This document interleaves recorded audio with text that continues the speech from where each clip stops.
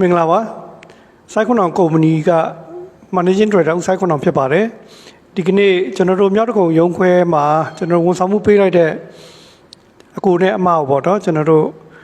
စိုက်ခွန်အောင်ကုမ္ပဏီနဲ့အလုပ်လုပ်တာအဆင်ပြေရဲ့လား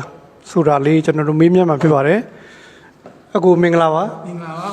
ကျွန်တော်တို့ကုမ္ပဏီနဲ့အကူအလုပ်လုပ်တာအဆင်ပြေရဲ့လားကိုပြေပါတယ်ပြေတယ်ကျွန်တော်ပြောခုနပြောသလိုအခြေအနေတောင်ငားစရာမလိုဘူးအင်ဂျင်မီရောင်းဝယ်လို့ဦးဆိုင်ကွန်လာနဲ့တခါပြီးတော့ဟိုကဂျားရအခြေအနေငားစရာမလိုဘူးတခါပြီးတော့စိတ်ချမ်းသာပါတယ်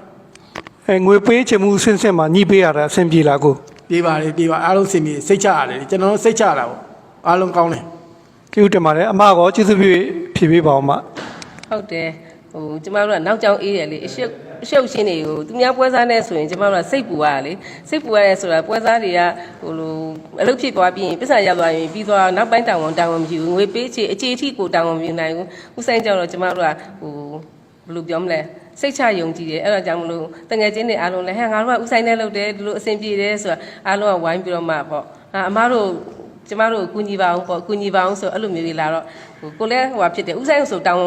အာမခံရတယ်တခြားပွဲစားတွေဆိုအာမမခံရဘူးပေါ့ဥဆိုင်တို့အကျိုးဆောင်ဖွဲ့ကိုတော့ယုံကြည်ရလေဒါကျမတို့လည်းတွားရင်လာရင်မြင်နေရတာဒီဥဆိုင်တယောက်ပဲခိုင်မာတယ်လို့ယုံကြည်ရဘူးအဲ့ဒါကြောင့်မို့ပါဟောကျေးဇူးတင်ပါတယ်အမဟုတ်ကဲ့စိုက်ခွန်အောင်ကုမ္ပဏီနဲ့အင်ချမ်မြေဝယ်ယူရတာအဆင်ပြေရလားကိုကျွန်တော်အဆင်ပြေပါတယ်ဦးဆိုင်တို့ကနာမည်တစ်လုံးလည်းရှိပြီးသားနှစ်ပေါင်းများစွာလည်းလှုပ်လာခဲ့တာဖြစ်တယ်ကျွန်တော်တို့ကယုံကြည်နဲ့ဆက်သွယ်ဆက်ဆံလို့ရတာပေါ့နော်အဲ့တော့ခုလောကကိုင်းတာအားလုံးအဆင်ပြေပါတယ်ကျွန်တော်ညှိနှိုင်းပေးတာတွေအားလုံးလည်းကျွန်တော်တို့အနေနဲ့အားလုံးစိတ်ကျေနပ်မှုရှိကြပါတယ်